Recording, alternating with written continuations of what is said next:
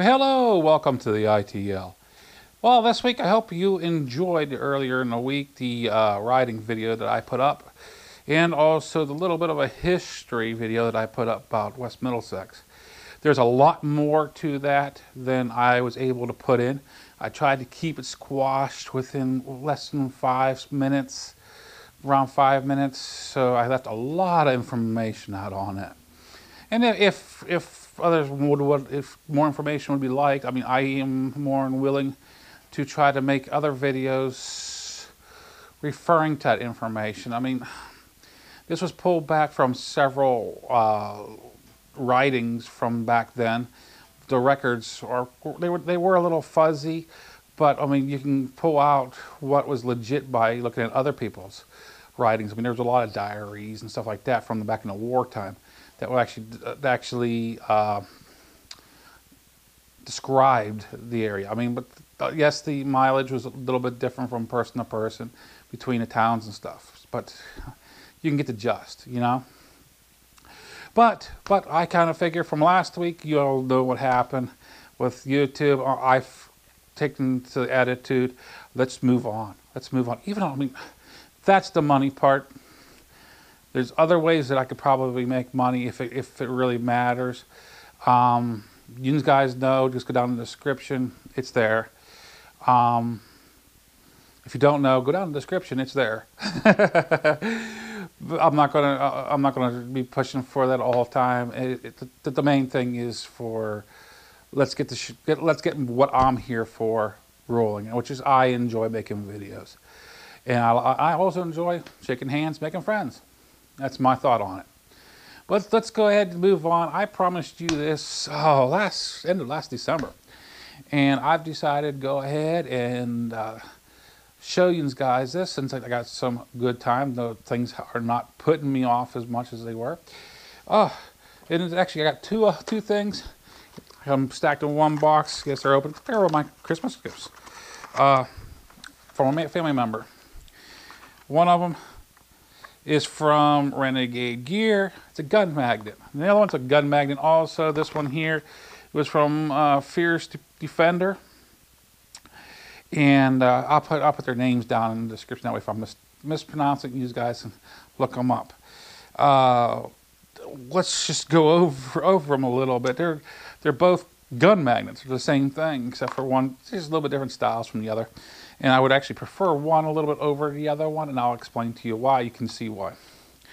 I mean, I know I'm a little bit of a distance. You're not going to see details and stuff, but I'll try to describe it. Let's go with the Fierce Defender, since it's right here. It's right here. It's a magnet with a rubber coating on it. And you get a little Phillips screw mounted. You could use double-sided cushion tape on it to stick it to wherever. The idea behind this, and if you don't think of it, are these any good or not, or will they be any good or not? They can be very useful in my eyes. For example, if you want to keep a gun handy because you're going into dangerous areas or whatever inside your SUV, inside your vehicles, just have one of these stuck to your the kick pan alongside your leg. My SUV has the center console. I can stick a double-sided stick tape to it, get a good quality that'll stick there, and have my gun stick right to it, and it becomes basically an open holster. If you're a businessman that works in a dangerous area, up underneath the desk, that way you can stick it. You can see them in the movies. You have a gun magnet to the desk. And I'll show you. I'll pull this, my PT-22. It's a Taurus PT-22. Its holster. I set this up for this video. Yes, I know I'm being a little bit flagging on it. That's okay. It's unloaded. It's safe. There's no magazine, and there's nothing in the chamber. Don't really like the barrel pointed at me, but there's nothing in the chamber. You guys can kind of see. Okay, and actually the safety's still on. But you see this thing here, gun magnet, it'll stick right to the side of the gun. It holds really good. Holds really good. It'll stick basically on the barrel, on the side of the gun, down by the trigger guard. I mean, it's just there. It'll stick, and it sticks strong. This one here is a really strong one. Personally, I like these, and you think if you would think it's just for handguns, no, it's not actually. I can see mounting. Let me put this back in its holster so it'll be safe.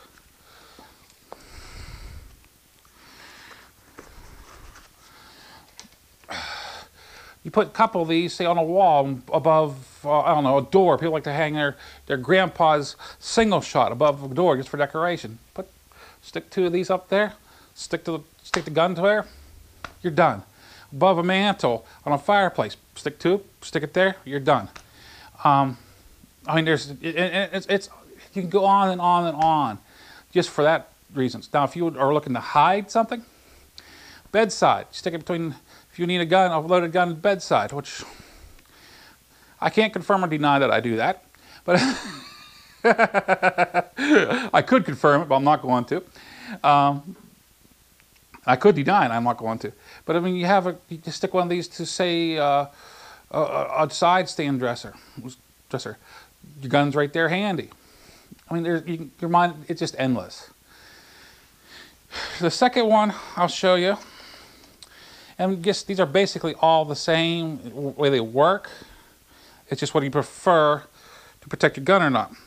This is the Renegade Gear one, and it looks a little bit different. You can see this one here has the two screw holes it goes through for mounting.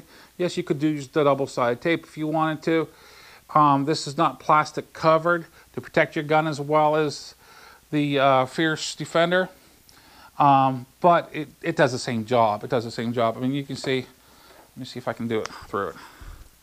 Now, we'll still have to take it out of the holster. Put the holster there. You see it sticks right to it. You can hear the clank. It's not rubber protected. It's a good solid grip though. I always leery about doing this with my guns. It's good and strong to hold. Does the same thing back and forth. With the other back is the other one.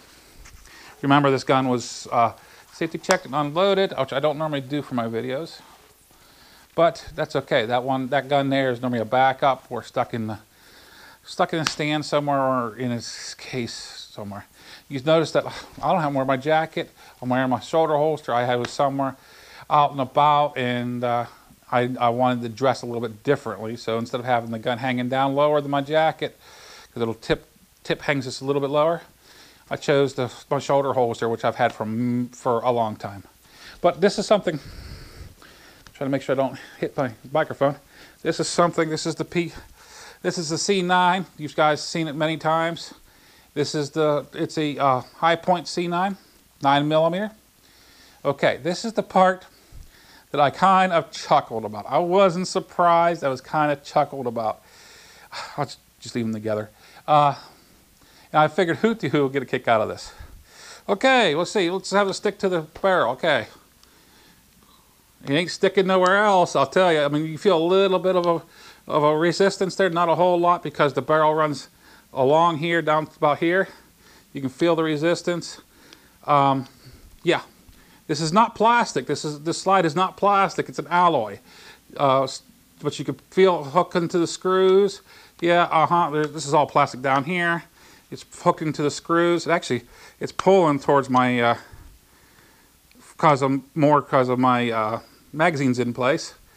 But this will not hold it. It ain't gonna hold this thing. Let's go ahead and pull the magazine out just for it, because this gun has a safety where it's a magazine drop safety. The trigger will not go off without the magazine in it. So, and with the safety on, I feel much better. But I mean, it will hold it like that, but it ain't gonna hold it anywhere else. It just won't hold it anywhere else. Neither magnet will do that. Neither of them.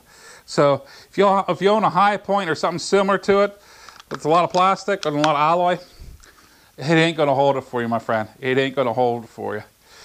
But still in safety. Let's reholster.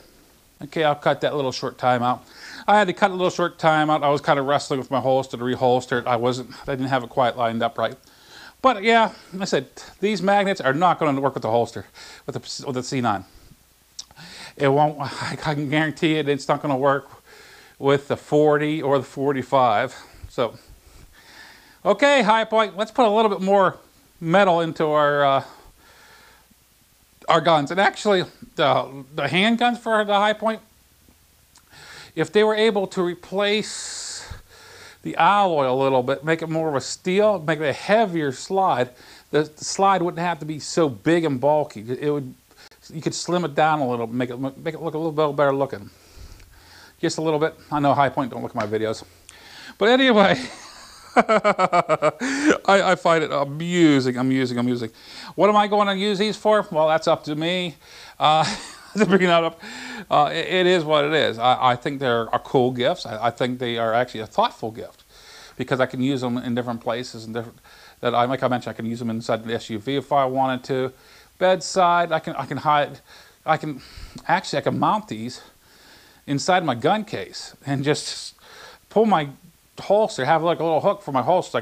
My holster I use, have them hooked up and have my gun just sit there hanging out for looks. I'd do that more with the rubber covered one. That way they ain't scarring or marking my gun up. Would these work? Yeah, this will work. Actually, to make it a little bit better, what I would do personally, I would take something like a liquid electrical tape or something and just do a fine coating around here to rubberize it like. That way it won't mark my gun up. It'll work. It'll work just fine. But that's just me. It's really up to all of you. Oh, what else? I had something in mind that I was going to talk about. It slipped my mind. I hate that whenever it happens. No. Oh, I hope you all noticed that I got a slightly different lighting. You can see me a teeny bit better. If it's too much, I can cut it down a little bit. If it's not bright enough, I can brighten up a little bit. It's the direct light. I want to make it more of an indirect light that's coming to me, but this is something that I'm working with. I've had around the garage for some time. And it was mentioned to me by my friend Suburban Rider that puts on the TDD report for Sundays, that everybody know, that a little bit better lighting would look a little bit better in my videos. Like, cool, I could do that.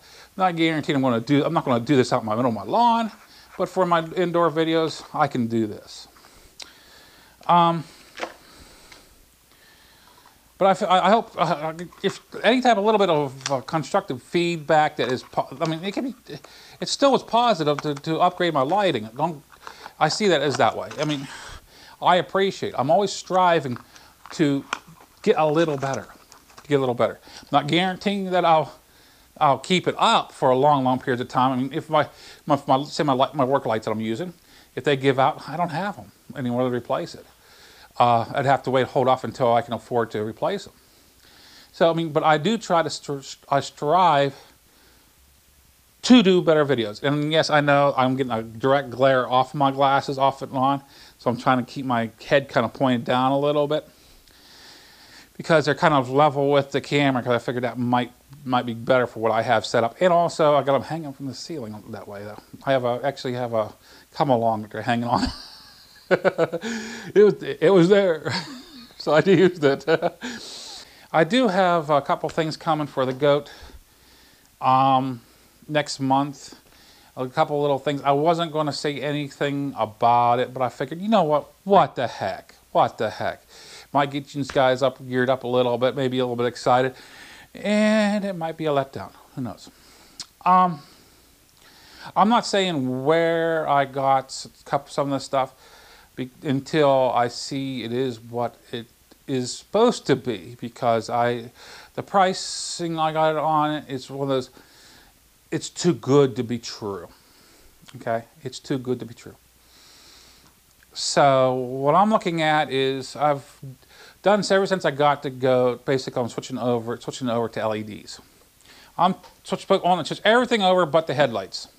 Actually, I got one headlight that's LED. It's not bright enough to be used, but it's LED. It passes inspection long as it turns on. But my next step is the turn signals. My turn signal is not LED. I have the LED flasher for it, but I don't have the LED lights. So I can do the LED bulb switch over. The ones I thought I had in, they weren't amber, so they won't work. So I had to go start from scratch on that again.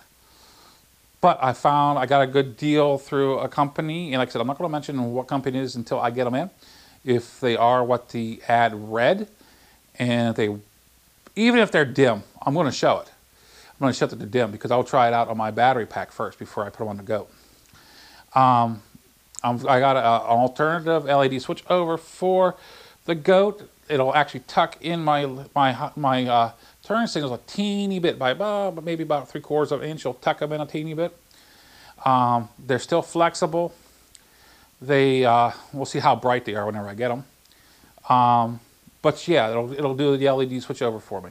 The only light that in the system that won't be LED for the turn signals is actually the dash indicator light. The dash indicator light, unless I want to go through the wiring and change the wiring with that light, it'll have to be the condensing bulb, because it's just the way the wiring is in the KLR. It runs it through it for both sides, and it's just the way it is wired.